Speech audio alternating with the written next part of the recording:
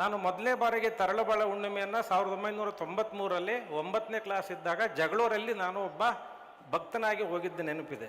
ಅದು ಬಿಟ್ಟರೆ ಇವತ್ತು ವೇದಿಕೆ ಮೇಲೆ ನಾನು ಬಂದು ಕೂತಿದ್ದೀನಿ, ಗುರುಗಳ ಜೊತೆ ಇದ್ದೀನಿ. ಇದಕ್ಕೆ ಕಾರಣ ಶಿಕ್ಷಣ. ಮತ್ತು ಅದಕ್ಕೆ ಸಂಬಂಧಿಸಿದ ಸಮಾಜ. ನಾನು ಇಲ್ಲೇ ಪಕ್ಕದ ಗಂಗನಕಟ್ಟೆ ಗ್ರಾಮದವನು. ನಾನು ನಮ್ಮ ಹಳ್ಳಿನಲ್ಲೇ ನಾನು 1 to 7th ಓದ್ದವನು. ಅದಾದಮೇಲೆ ನೇರ್ಲಿಗೆಯಲ್ಲಿ ನಾನು ಹೈಸ್ಕೂಲನ್ನು ಓದ್ದವನು. ಅದರ ನಂತರ ಕಾಲೇಜ್ ನನ್ನ PUC science G Chennappa junior college Anagodu. ಹಾಗಾಗಿ ಮಠದ ಕಾಲೇಜಿನಲ್ಲಿ PUC ಓದಿ ನಾನು 9ನೇ ಕ್ಲಾಸಲ್ಲಿ ಒಬ್ಬ ಭಕ್ತನಾಗಿ ತರಳುಬಾಳ ಹುಣ್ಣಿಮೆ ಜಗಳೂರಲ್ಲಿ ನೋಡಿ ಇವತ್ತು ನಾನು ಸ್ವಾಮೀಜಿ ಜೊತೆಗೆ ಸ್ಟೇಜಿಗೆ ಬರಲಿಕ್ಕೆ ಅವಕಾಶ ಮಾಡಿಕೊಟ್ಟಿರ್ತಕ್ಕಂಥವ್ರು ಯಾರು ಅಂದರೆ ಶಿಕ್ಷಣ ಮತ್ತು ಶಿಕ್ಷಣ ಸಂಸ್ಥೆ ಹಾಗೂ ಶಿಕ್ಷಕರು. ಅನೇಕ ಬಾರಿ ನಾವು ಶಿಕ್ಷಕರ ಮೇಲೆ ಹೇಳ್ತಾ ಇರ್ತೀವಿ, ಶಿಕ್ಷಣ ಸರಿಯಾಗಿ ಪಾಠ ಮಾಡ್ತಾ ಇಲ್ಲ, ಆ ಶಾಲೆ ಬಿಲ್ಡಿಂಗ್ ಸರಿ ಇಲ್ಲ ಅಂತೇಳಿ. ಶಾಲೆ, ಶಿಕ್ಷಕರು ಮತ್ತು ಶಿಕ್ಷಣ ಡಿಪೆಂಡ್ ಆಗಿರ್ತಕ್ಕಂಥದ್ದು ನಿಮ್ಮ ಮಕ್ಕಳ ಮೇಲೆ. ನೀವು ಮಕ್ಕಳನ್ನು ಯಾವ ರೀತಿ ಸಂಸ್ಕೃತಿ ಸಂಸ್ಕಾರ ಬೆಳೆಸ್ತೀರಿ ಅದ್ರ ಮೇಲೆ ಮಕ್ಕಳುಗಳು ಶಿಕ್ಷಣ ಕಳೀತಾರೆ. ನಾವು ಓದಬೇಕಾಗಿದ್ದಾಗ ಈಗ ಅನ್ಬೋದು, ಸರ್ ನೀವು ಅವಾಗ ಓದಿದಾಗ ಎಲ್ಲ ಚೆನ್ನಾಗಿತ್ತು, ಈಗ ಭಾಳ ಇದಾಗಿದೆ ಅಂತ. ಏನೂ ಇಲ್ಲ. ನನಗೆ ಒಂದು ಪದ್ಯ ನಾನು ಓದಿದ ನೆನಪಿದೆ, ಬೇಕಾದ್ರೆ ಯಾರಾದರೂ ಹೇಳ್ಬೋದು.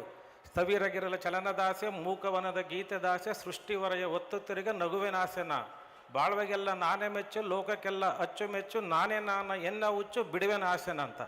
ಯಾರಾದರೂ ಹೇಳ್ತೀರ ಯಾವ ತರಗತಿಯಲ್ಲಿ ಪದ್ಯ ಇತ್ತು ಅಂತ? ಯಾವ ತರಗತಿಯಲ್ಲಿ ಪದ್ಯ ಇತ್ತಿದು? 7ನೇ ಕ್ಲಾಸ್ ತರಗತಿಯಲ್ಲಿ ಇತ್ತು. ಅವತ್ತು ಓದಿದ್ದು ನಾನು 90ನೇ ಇಸ್ವಿನಲ್ಲಿ. ಇವತ್ತು ಹೇಳ್ತಾ ಇದ್ದೀನಿ. ಅದು ಕಾರಣ ಯಾರು? ಶಿಕ್ಷಕರು. ಕನ್ನಡ ಶಾಲೆಯಲ್ಲಿ ಓದಿದ್ದೆ, ಹಳ್ಳಿನಲ್ಲಿ ಓದಿದ್ದೆ. ಇವತ್ತು ನೆನಪಿಡ್ಕೊಂಡು 35 ವರ್ಷ 40 ವರ್ಷ ಆದಮೇಲೆ ನಿಮ್ಮ ಮುಂದೆ ಇಷ್ಟು ಚೆನ್ನಾಗಿ ಹೇಳ್ತಾ ಇದ್ದೀನಿ. ಏನು ಬರ್ಕೊಂಬಂದಿಲ್ಲ ನಾನು. ಹಾಗಾಗಿ ಶಿಕ್ಷಣ ಅನ್ನೋದು ತುಂಬ ಭ್ರಮೆ ಅಲ್ಲ. ನೀವು ಹಂಗೆ ಭ್ರಮೆ ಮಾಡ್ಕೊಂಬಿಟ್ಟಿದ್ದೀರಿ. ನೀವು SLC ಪಾಸು, PUC ಫೇಲು, ನಿಮ್ಮ ಮಕ್ಕಳು ನೀಟ್ ಓದಬೇಕು, 90% ಬರಬೇಕು. ಹೆಂಗೆ ಸಾಧ್ಯ? ಓದಿಸಿ ಮಕ್ಕಳನ್ನು 90% ಬರಬೇಕು, 95% ಬರಬೇಕು ಅಂತೇಳಿ ಭ್ರಮೆಗೆ ಹೋಗಬೇಡಿ. ನೀವು ಫೇಲ್ ಆಗಿದ್ರು ಕೂಡ ಒಳ್ಳೆಯ ಶಿಕ್ಷಣ ಕಲಿಸಿ, ಮನೆಯಲ್ಲಿ ಒಳ್ಳೆಯ ಒಂದು ಸಂಸ್ಕೃತಿ ಸಂಸ್ಕಾರ ಕಲಿಸಿ, ಮಕ್ಕಳು ಎಷ್ಟು ಚೆನ್ನಾಗಿ ಓದ್ತಾರೆ ಅಷ್ಟು ಓದಲಿ. 40-50% ಬಂದರೆ ಯಾರು ದಡ್ರಲ್ಲ. 40-50% ಯಾರು ದಡ್ರಲ್ಲ. ನನ್ನ ಹತ್ರ ಬರ್ತಾ ಇರ್ತಾರೆ ಭಾಳ ಜನ. ನಾನು ಒಂದು ಸಣ್ಣ ಉದಾಹರಣೆ ಹೇಳ್ತೀನಿ. ನಮ್ಮ ಗುರುಗಳು ಭರಮಸಾಗರದಂಥ ಒಬ್ಬ ಭಕ್ತರ ಮನೆಗೆ ಬರ್ತಾರೆ. ಬಂದಾಗ ಅವರು ಯಜಮಾನ್ರು ಹೇಳ್ತಾರೆ, ಎಷ್ಟು ಜನ ಮಕ್ಕಳು ಅಂತ ಸ್ವಾಮೀಜಿಗಳು ಕೇಳಿದಾಗ 3 ಜನ ಮಕ್ಕಳು. ಏನು ಮಾಡ್ತಾಯಿದ್ದಾರೆ? ಒಬ್ಬರು ಮೆರಿಟ್ ಸ್ಟೂಡೆಂಟ್, ಡಾಕ್ಟ್ರು ಓದಿದ, ಅವ್ರು ಡಾಕ್ಟ್ರನ್ನೇ ಮದುವೆದ, ದಾವಣಗೆರೆಯಲ್ಲಿ MCC ಬ್ಲಾಕಲ್ಲಿ ಅವರಿಬ್ಬರು ತಂದೆ ತಾಯಿ ಟೀಚರು. ಅವರು ಈಗ ಫಾರಿನ್ನಲ್ಲಿ ಇಬ್ಬರು ಡಾಕ್ಟ್ರ್ ಆಗಿದ್ದಾರೆ. 2ನೇ ಮಗ ಚೆನ್ನಾಗಿ ಓದಿದ, ಅವನು ಒಳ್ಳೆ ಆಫೀಸರ್ ಆದ. ಅವನ ಹೆಂಡತಿ ಕೂಡ ಅವರು ಒಳ್ಳೆ ಬಿಸ್ನೆಸ್ಮನ್ನು ದಾವಣಗೆರೆ ಮಂಡಿಪೇಟೆನಲ್ಲಿ. ಅಯ್ಯಮ್ಮ ಅವರು ಬೆಂಗಳೂರಲ್ಲಿ ಕೆಲಸ ಮಾಡ್ತಾ ಇದ್ದಾರೆ. ಮುಗೀತು. 3ನೇ ಮಗನ ಸುದ್ದಿ ಮಾತಾಡೋದೇ ಇಲ್ಲ. ಸ್ವಾಮೀಜಿಗಳು ಕೇಳ್ತಾರೆ, ಇವನು ಯಾರು ಮತ್ತೆ ಅಂತೇಳಿ. ಇಲ್ಲ, ಅವ್ನು 3ನೇ ಮಗ. ಅದು ಏನು ಮಾಡಿದೆ? ಏನು ಓದಲಿಲ್ಲ ಸ್ವಾಮೀಜಿ, PUC ತನಕ ಓದಿದ, ಸುಮ್ಮನೆ ಏನು ಹೆಣ್ಣು ಕೊಡೋಲ್ಲ ಅಂತ ಒಂದು ಡಿಗ್ರಿ ಮಾಡಿಸಿದ್ವಿ, ಏನು ಓದ್ತಾ ಇಲ್ಲ, ಇಲ್ಲಿ ವ್ಯವಸಾಯ ಮಾಡ್ತಾ ಇದ್ದಾನೆ. ಮತ್ತು ಅಯ್ಯಮ್ಮ ಯಾರು? ಸೊಸೆ. ಏನು ಮಾಡ್ತಾರೆ? ಚನ್ನಗಿರಿ ಕಡೆ ಎಲ್ಲ ವ್ಯವಸಾಯ ಮಾಡ್ತಾರೆ ಸ್ವಾಮೀಜಿ, ಮನೆಯಾಗಿದ್ದಾರೆ ಅಂತ. ನಮ್ಮ ಮನಸ್ಥಿತಿ ಹೆಂಗಿದೆ ನೋಡಿ. ಡಾಕ್ಟ್ರು ಅವರ ಟೀಚರು, ಅವ್ರದ್ದು ಹೇಳ್ತಾ ಇದೀವಿ, ಅವ್ರ ಟೀಚರ್ದು ತಂದೆ ತಾಯಿ ಅಂತ. ಒಬ್ಬ ಆಫೀಸರು, ಅವ್ರ ತಂದೆ ಬಿಸ್ನೆಸ್ ಮಾಡ್ತಾರೆ ಅಂತ ಹೇಳ್ತಾ ಇದ್ದೀರಿ. ಇವರು 3ನೇ ಮಗ 10 ಎಕರೆ ತೋಟ ಇಟ್ಕೊಂಡಾನೆ. ಅವನ ಹೆಂಡ್ತಿ ಚನ್ನಗಿರಿಯಲ್ಲಿ ಮದುವೆ ಆಗಿದ್ದಾರೆ, 20 ಎಕರೆ ತೋಟ ಇದೆ. ನಮ್ದು ಎಲ್ಲ ಸ್ಯಾಲ್ರಿ ಸೇರಿಸಿದ್ರೆ ಅಷ್ಟು ದುಡಿತಾರೆ ಗಂಡ ಹೆಂಡ್ತಿ ಅವರು. ಅದ್ರ ಬಗ್ಗೆ ತಂದೆ ತಾಯಿ ಹೇಳೋದೇ ಇಲ್ಲ. ಅದ್ರ ಬಗ್ಗೆ ಹೇಳಂಗೆ ಇಲ್ಲ. ಅವ್ರು ಬರೀ ಅವ್ರದ್ದೇ ಹೇಳ್ತಾರೆ. ಬಟ್ ಕೊನೆಗೆ ನಿಮ್ಮನ್ನು ಯಾರು ಸಾಕ್ತಾರೆ ಅಂತ ಸ್ವಾಮೀಜಿ ಕೇಳ್ತಾರೆ. ಆ ಫಾರಿನ್ನಾಗಿರೋ ಏನಾರು ಸಾಕ್ತಾ ಇದ್ದಾರಾ? ಬೆಂಗಳೂರಿಗೆರ ಯಾರು ಸಾಕ್ತಾ ಇದ್ದಾರೆ? ಯಾರಿಲ್ಲ ಸ್ವಾಮೀಜಿ, ಇವನೇ ಸಾಕ್ತಾನೆ ಅಂತೇಳಿ. ನಾವೇನು ತಿಳ್ಕೊಂಬಿಟ್ಟಿದ್ವಿ, ನೀವೆಲ್ಲ ಇಲ್ಲಿ ಎದಿರಿ ತಂದೆ ತಾಯಿಗಳು, ಮಗ ನೌಕರದಾರ ಆದರೆ ಹೆಮ್ಮೆ, ಮಗ ಡಾಕ್ಟ್ರ್ ಆದರೆ ಹೆಮ್ಮೆ, ಮಗ ಇಂಜಿನಿಯರ್ ಆದರೆ ಹೆಮ್ಮೆ ಅಂತ ನಿಮಗೆ ಭ್ರಮೆ ಇದೆ. ಮುಂದೆ ಒಂದು ಸ್ವಲ್ಪ ದಿವಸದಲ್ಲಿ ಒಂದು ಕಾಲ ಬರುತ್ತೆ, ಏನಾದರೂ ನಿಮ್ಮ ಮಕ್ಕಳು ಏನು ಮಾಡ್ತಾ ಇದ್ದಾರೆ ಅಂದರೆ, ಸ್ವಾಮೀಜಿ ನಮ್ಮ ಮಕ್ಕಳು ನಮ್ಮನ್ನು ಸಾಕ್ತಾ ಇದ್ದಾರೆ ಅಂದರೆ ಮಾತ್ರ ಗೌರವ ಇವತ್ತು ಸಮಾಜದಲ್ಲಿ ಬರುತ್ತೆ. ಇದು ಶತಸಿದ್ಧ. ಆ ಒಂದು ಹಿನ್ನೆಲೆಯಲ್ಲೇ ಇವತ್ತು ಗುರುಗಳು ರೈತರಿಗೆ ಅನುಕೂಲವಾಗುವಂತೆ ನೀರನ್ನು ಬಿಟ್ಟುಕೊಟ್ಟಿದ್ದಾರೆ. ಎಲ್ಲ ಕೆರೆಗಳಿಗೂ ನೀರು ಬಿಟ್ಟಿದ್ದಾರೆ. ಯಾವ ಉದ್ದೇಶಕ್ಕೆ ಅಂದರೆ ಮುಂದೆ ಒಂದಿನ ರೈತರಿಂದನೇ ನಡೀಬೇಕೆಲ್ಲದು. ಇವತ್ತೇನೇ ಆಗಲಿ, ನನ್ನ ಇದರಿಗೆ ಭಾಳ ಜನ ಬರ್ತಾರೆ, ಉದಾಹರಣೆ ಇದು ಭ್ರಮೆಯಿಂದ ಹೇಳ್ತಾ ಇಲ್ಲ, ನನ್ನ ಜೊತೆ ಬರ್ತಾರೆ ಡೈಲಿ ನನ್ನ ಹತ್ರ ಸೀನಿಯರ್ ಸಿಟಿಜನ್ ಕೇಸ್ ತೊಗೊಂಡು, ಹಿರಿಯ ನಾಗರಿಕರ ಕೇಸು. ಈ ಒಂದು ವಾರದಿಂದ ಬಂದಿದ್ದರು. ಏನು ಕೆಲಸ ಮಾಡ್ತಾಯಿದ್ರು? ನಾನು ಟೀಚರು. ಮಕ್ಕಳೇನು ಇಬ್ಬರು ಎಂಪ್ಲಾಯ್ಸ್ ಇದ್ದಾರೆ. ಎಲ್ಲಿದ್ದಾರೆ? ಒಬ್ಬರು ಬೆಂಗಳೂರಲ್ಲಿದ್ದಾರೆ, ಒಬ್ಬರು ಟೀಚರ್ ಇದ್ದಾರೆ. ನಾನು ಮಿಸ್ ಆಗಿ ನನ್ನ ಮಕ್ಕಳಿಗೆ ಆಸ್ತಿ ಬರ್ಕೊಟ್ಬಿಟ್ಟೆ. ಈಗ ನಾನು ನೋಡ್ಕೊಳ್ತಾ ಇಲ್ಲ, ನನಗೆ ವಾಪಸ್ ಆಸ್ತಿ ಕೊಡಿ. ಕೇಳಿದೆ ನಾನು, ಯಾಕೆ ವಾಪಸ್ ಆಸ್ತಿ? ಇಲ್ಲ, ನನ್ನ ಮಕ್ಕಳ ಮೇಲೆ ನಂಬಿಕೆ ಇತ್ತು ಸರ್, ನಾನು ಟೀಚರ್ ಅಲ್ಲ, ಪೆನ್ಷನ್ ಬರ್ತಾಯಿತ್ತು, ಕೊಟ್ಬಿಟ್ಟಿದ್ದೀನಿ, ಈಗ ತುಂಬ ಕಷ್ಟ ಆಗ್ತಾಯಿದೆ, ವಾಪಸ್ ಆಸ್ತಿ ಕೊಡಿ ಅಂತ. ಇಂಥವು ದಿನೇ ನನಗೆ ಕೆಲಸ ಬರ್ತಾ ಇದ್ದಾವೆ. ಈಗ 1 ವರ್ಷ 6 ತಿಂಗಳಾಯ್ತು ನಾನು ಜಿಲ್ಲಾಧಿಕಾರಿ ಆಗಲಿ, ಒಂದು ಕೇಸು ರೈತರ ಕೇಸ್ ಬಂದಿಲ್ಲ. ನನ್ನ ಮಗ ರೈತ ಇದ್ದಾನೆ, ನನಗೆ ಆಸ್ತಿ ಕೊಡ್ತಾ ಇಲ್ಲ, ನಾನು ಸಾಕ್ತಾ ಇಲ್ಲ ಅಂತ ಒಂದು ಕೇಸು ಬಂದಿಲ್ಲ. ಇದನ್ನು ಯಾವುದೋ ಒಗ್ಗಳಿಕೆಗೆ ಹೇಳೋದಿಲ್ಲ. ನಾನು ಇಲ್ಲಿ ಹಳ್ಳಿಯಿಂದ ಬಂದಿರತಕ್ಕಂಥನು, ನಾನು ಕೂಡ ನಂದು ಹೊಲ ಇದೆ, ತರಕಾರಿ ಬೆಳಿತೀನಿ, ಅಡಿಕೆ ಬೆಳಿತೀನಿ, ಇಲ್ಲೇ ಕಾಲೇಜಲ್ಲಿ ಓದಿದ್ದೀನಿ, ಮಠದ ಋಣದಲ್ಲಿದ್ದೀನಿ. ಹಾಗಾಗಿ ಹೇಳ್ತಾ ಇದ್ದೀನಿ, ಇವತ್ತು ಸಂಸ್ಕೃತಿ ಸಂಸ್ಕಾರಗಳನ್ನು ತಂದೆ ತಾಯಿಗಳಿಗೆ ತಿಳಿಬೇಕು. 95% ಅಲ್ಲ, 100% ಅಲ್ಲ, ಬರೀ ನೀಟ್ ಅಲ್ಲ, IAS ಅಧಿಕಾರಿ ಅಲ್ಲ ಇಂಪಾರ್ಟೆಂಟು. ನಿಮ್ಮ ಮಕ್ಕಳು ಉತ್ತಮ ನಾಗರಿಕರಾಗಬೇಕು. ಆ ನಾಗರಿಕರಾಗಿ ಏನು ಬೇಕು? ಇಂತಹ ಒಂದು ಸಭೆ ಸಮಾರಂಭಗಳು, ಒಳ್ಳೊಳ್ಳೆಯ ಆಧ್ಯಾತ್ಮಿಕ ಚಿಂತನೆಗಳನ್ನು ಮಕ್ಕಳಲ್ಲಿ ತುಂಬಿ, ಅವಾಗ ನಿಮಗೆ ಒಳ್ಳೆಯದಾಗುತ್ತೆ ಅಂತ ಹೇಳ್ತಾ ಒಂದು ಸಣ್ಣ ಕಥೆಯನ್ನು ಹೇಳಿ ನಾನು ಮುಗಿಸ್ತೇನೆ. ಒಂದು ಸ್ವಾಮೀಜಿಗಳ ಒಂದು ಮಠದಲ್ಲಿ ಅನೇಕ ಜನ ಭಕ್ತರಿರ್ತಾರೆ. ಆ ಭಕ್ತರಲ್ಲಿ ಒಳ್ಳೆಯವರು ಇರ್ತಾರೆ, ಕೆಟ್ಟವರು ಇರ್ತಾರೆ. ಒಬ್ಬ ತುಂಬ ದಡ್ಡ ರಾಮ ಅಂತ ಭಕ್ತ.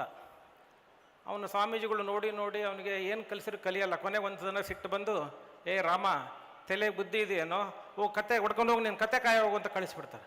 ನೀನು ಮತ್ತೆ ಬರ್ಕೊಡ್ದು, ಕತೆ ಹೊಡ್ಕೊಂಡು ಹೋಗು ಅಂತೇಳಿ. ಆ ಕತ್ತೆ ಹೊಡ್ಕೊಂಡು ಹೋಗ್ತಾನೆ ಅವನು. ಸುಮ್ಮನೆ ಹೋಗಿ ಮುಂದೆ ಎಲ್ಲೋ ಒಂದು ಊರಲ್ಲಿ ಹೋಗಿ ಕತ್ತೆನ ಮೇಯಿಸ್ತಾನೆ, ನೀರು ಕುಡಿಸ್ತಾನೆ. ಸ್ವಾಮೀಜಿಗಳು ಬೈದ್ಬಿಟ್ರು, ಕತ್ತೆ ಹೊಡ್ಕೊಂಡು ಹೋಗು ಅಂತ ಹೇಳಿದ್ದಾರೆ, ಹೊಡ್ಕೊಂಡು ಬಂದಿದ್ದೀನಿ ಅಂತ ಹೇಳಿರ್ತಾನೆ. ಸುಮಾರು 2-3 ವರ್ಷ ಆಗುತ್ತೆ, ಕತ್ತೆ ಸಾಯುತ್ತೆ. ಕತ್ತೆ ಸತ್ತ ಮೇಲೆ ಅದನ್ನು ಮತ್ತೆ ಸ್ವಾಮೀಜಿಗಳು ಹೇಳಿದ್ದಾರೆ, ಕತ್ತೆ ಹೊಡ್ಕೊಂಡು ಹೋಗಂತ. ಅವ್ರ ಆದೇಶ ಪಾಲನೆ ಮಾಡಲೇಬೇಕು. ಕತ್ತೆಗೆ ನೀರು, ಆಹಾರ ಎಲ್ಲ ಕೊಟ್ಟಿದ್ದೀನಿ. ಸತ್ತಾಗ ಅದನ್ನು ಗುಂಡಿ ಮುಚ್ಚಿ, ಅದು ಮೇಲೆಲ್ಲ ಒಂದು ಮಣ್ಣು ಹಾಕಿ ಅದನ್ನು ಸುತ್ತರಿತಾನೆ ನಿಮಗೆ ಕೈ ಮುಗಿದು. ಯಾಕಂದರೆ ಸ್ವಾಮೀಜಿ ಆದೇಶ ಇದೆ, ಗುರುಗಳ ಆದೇಶ ಇದೆ, ನಾನು ಅದನ್ನು ಸರಿಯಾಗಿ ನೋಡ್ಕೋಬೇಕು ಅಂತ. ಜನ ಎಲ್ಲ ನೋಡ್ತಾರೆ, ಬರ್ತಾರೆ, ಏನೋ ಸುತ್ತರಿತಾ ಅದನ್ನು ಸಮಾಧಿ ಮುಂದೆ ಅಂತ ಹೇಳ್ತಾರೆ. ಅವನು ಮೊದಲಿಗೆ ದಡ್ಡ, ಜಾಸ್ತಿ ಮಾತಾಡೋದಿಲ್ಲ, ಬಂದವರಿಗೆಲ್ಲ ಕೈ ಮುಗಿತಾನೆ. ಅಲ್ಲೆಲ್ಲ ಜನ ಸೇರ್ತಾರೆ, ಒಳ್ಳೆಯ ಅದರಿಂದ ಅನುಕೂಲ ಆಗುತ್ತೆ ಅಂತೇಳಿ ದೊಡ್ಡ ಮಠ ಕಟ್ತಾರೆ. ಇವನು ಎಲ್ಲ ಮಾಡಿ ಕೊನೆಗೆ ಬಂದು ಭಕ್ತರಿಗೆ ತೀರ್ಥ ಕೊಡ್ತಾನೆ. ಅದಕ್ಕೆ ರಾಮ ಪ್ಲಸ್ ತೀರ್ಥ, ರಾಮ ತೀರ್ಥ. ಎಲ್ಲರೂ ಏನಂತಾರೆ, ರಾಮ ತೀರ್ಥ ಸ್ವಾಮಿಗಳು, ರಾಮ ತೀರ್ಥ ಸ್ವಾಮಿಗಳು ಅಂತ. ಮಾತಾಡಲ್ಲ, ಬರೀ ತೀರ್ಥ ಕೊಡ್ತಾನೆ.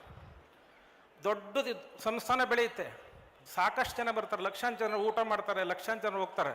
ಮುಂದಿನ ಅದೇ ಸ್ವಾಮಿಗಳು ದಾರಿನಲ್ಲಿ ಹೋಗ್ಬೇಕಾದ್ರೆ ನೋಡ್ತಾರೆ, ಹಿಂಗೆ ಹೈವೇನಲ್ಲಿ ಏನೋ ಭಾಳ ಜನ ಇದೆಯಲ್ಲ, ಹೋಗೋಣ ಬನ್ನಿ ಅಂತ.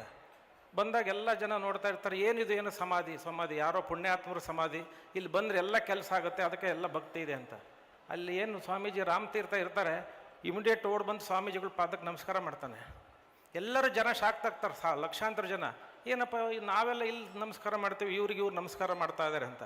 ಅವ ನಮಸ್ಕಾರ ಮಾಡಿ, ಸ್ವಾಮೀಜಿ ನಾನು, ನೀವು ಬೈದಿದ್ರಲ್ಲ, ಕತ್ತೆ ಹೊಡ್ಕೊಂಡು ಕತೆ ಯಾಕೆ ಹೋಗೋ, ನೀವು ಬುದ್ಧಿಯಾಗಿಲ್ಲ ಅಂತ. ಅವನು ನಮ್ಮ ಬಂದಿದ್ದು, ಮತ್ತು ನೀವು ಹೇಳಿದ್ರಿ, ನಾನು ಹೊಡ್ಕೊಂಬಂದೆ, ಅದು ಸತ್ತೋಯ್ತು, ಯಾರೋ ಸಮಾಧಿ ಮಾಡಿದ್ರು, ನಾನು ಸ್ವಾಮಿ ಮಾಡಿದರೆ, ನಾನು ಸ್ವಾಮಿ ಅಲ್ಲ, ನಿಮ್ಮ ಶಿಷ್ಯ ಅಂತ.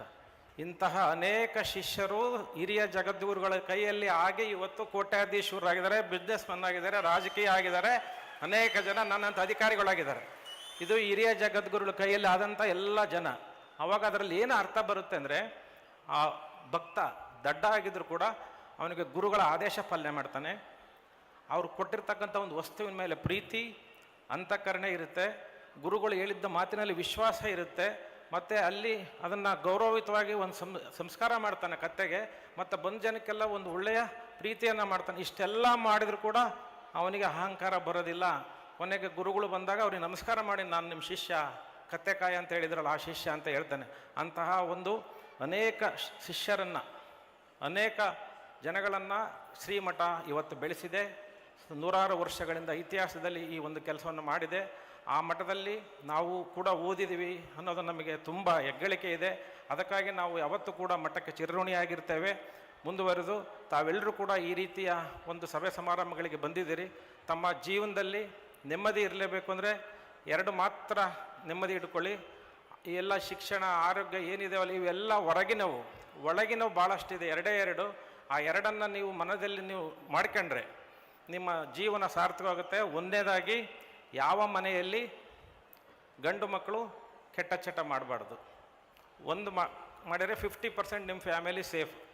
ಎರಡನೇದು, ಮನೆಯಲ್ಲಿ ಅತ್ತೆಯೇ ಯಜಮಾನಿಕೆ ಮಾಡಬೇಕು. ಒಂದು ವೇಳೆ ಅತ್ತೆಗೆ ವಯಸ್ಸಾಗಿದ್ದರೆ ಸೊಸೆ ಯಜಮಾನಿಕೆ ಮಾಡಬೇಕು.